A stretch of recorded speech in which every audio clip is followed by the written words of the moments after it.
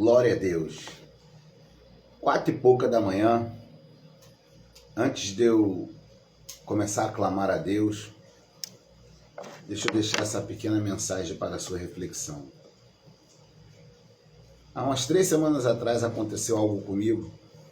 Estava conversando com uma amiga da qual gosto muito, e ela, meio que desabafando, ela veio falar de uma outra pessoa, dizendo para mim assim que essa pessoa não presta. Aquela minha amiga estava me dizendo. E eu falei, olha amiga, sabe quem não presta? Quem, amigo? Quem não presta sou eu. Eu não presto. Estou aqui pela misericórdia de Deus. Se não fosse a misericórdia de Deus, eu nem aqui estaria. Se eu estou de pé, é porque Deus tem me sustentado. Então eu não sou digno de falar de ninguém. Nós não somos dignos de criticar ou de apontar o erro de ninguém, porque todos nós somos pecadores. Todos nós somos imperfeitos. Quando aquele jovem mancebo chegou diante de Jesus dizendo, bom mestre, olha a resposta de Jesus. Por que me chamas bom? Bom só há um, que é Deus. Sabemos que Jesus é bom, mas ele está mostrando para aquele jovem, talvez ele esperava Jesus dizer de volta, meu bom jovem. Jesus está mostrando para aquele jovem que só tem um que está acima de todos, que é Deus. Não há um justo sequer. Então nós não temos condições morais diante de Deus para criticar o erro de ninguém. Todavia, a Bíblia nos orienta a exortar o próximo. A Bíblia nos orienta a falar a verdade cada um com seu companheiro. Então, como a gente pode executar isso da maneira que Deus se agrada? Porque a mesma Bíblia fala para não julgar com aquele julgamento hipócrita. A Bíblia fala para não falar mal dos irmãos. Então, entenda o que Deus quer de cada um de nós. É impossível viver sem um julgamento. Nas mínimas coisas que nós fazemos, o julgamento está presente. Até uma coisa tão simples, às vezes a pessoa vai fazer o almoço, por exemplo. Aí na noite anterior ela não estava bem do intestino. Então ela tem ali aquela carne, aquela costela gordurosa, aquele peito bovino gorduroso, e tem um peito de frango. Então ela vai fazer um julgamento.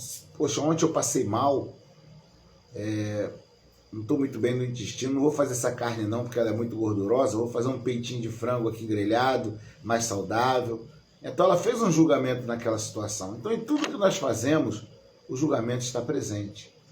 Então quando a gente vai exortar um irmão a se consertar, a andar correto, antes nós vamos ter que julgar no nosso entendimento que ele está errado naquilo que está falando ou naquilo que está fazendo. E a ordenança de Deus é que a gente vá até o nosso irmão, tentando orientá-lo a caminhar com mais prudência, com obediência à palavra de Deus. Então o que Deus espera é que a gente, quando notarmos o erro de alguém, e Deus a se tocar em nosso coração, que a gente vai lá e diga para a pessoa, fulano, olha, é por amor em Cristo que eu estou aqui para te dizer que isso não está certo, não deve fazer as coisas dessa maneira, você não pode falar dessa maneira, é falar para a pessoa. Mas o que infelizmente acontece é que muitas às vezes até vê o erro do irmão, não vai até o irmão com uma atitude de amor e preocupação para falar para o irmão, para exortar o irmão a melhorar seu caminho, mas fica divulgando uma fama dos irmãos para terceiros. Isso que desagrada a Deus.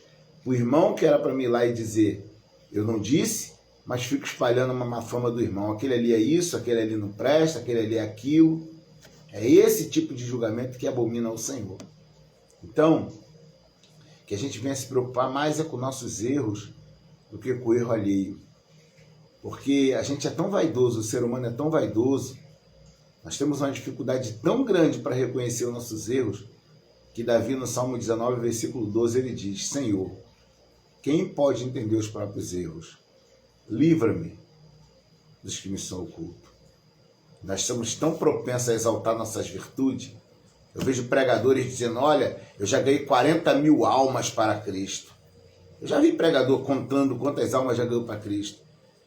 Meu ministério até hoje na terra, eu já ganhei 50 mil almas para Cristo. Eu acho isso uma coisa totalmente errada. Sabe por quê?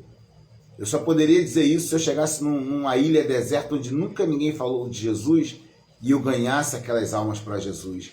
Aí eu poderia dizer, eu ganhei essas almas para Jesus. Mas se eu for humilde, eu posso dar o crédito para o Espírito Santo. Ainda que existe um provérbio que diz que o que ganha almas sábio é, mas Jesus diz em João 15 que sem ele nada podemos fazer. Quem convence, nós pregamos, mas quem convence é o Espírito Santo. Então esses pregadores que dizem que ganharam 40 mil almas, porque chegou numa noite, pregou, 100 pessoas aceitou Jesus, 200 pessoas, eles se esquecem que antes daquela pessoa ouvir aquela pregação, teve quem jejuou por aquela pessoa, teve irmãozinhos que evangelizaram aquela pessoa ouviu outras pregações, e a palavra de Deus, como diz o profeta Jeremias, é como um martelo. E aquele martelo, cada vez que aquela pessoa ouve uma pregação, ouve uma palavra, recebe um folheto da palavra de Deus, que os irmãos distribuem no evangelismo, é como uma martelada naquele coração de pedra. Até que um dia recebe a última martelada através de alguém e aquela alma aceita Jesus. Então eu acho imprudente pregadores que dizem, eu ganhei no meu ministério 40 mil almas. Eu já vi isso acontecer. Então, e quem evangelizou aquelas almas? E quem pregou antes dele? Então, nós temos uma tendência muito grande a exaltar nossas virtudes. É por isso que Provérbio 20, versículo 6, tem uma palavra de exortação que nos diz: cada qual entre os homens apregoa a sua bondade, mas o homem fiel, quem achará? Então eu, irmão Cláudio, estou preocupado com meus erros. Está difícil. Quando eu penso que estou indo bem, é como Paulo diz em Romanos, né?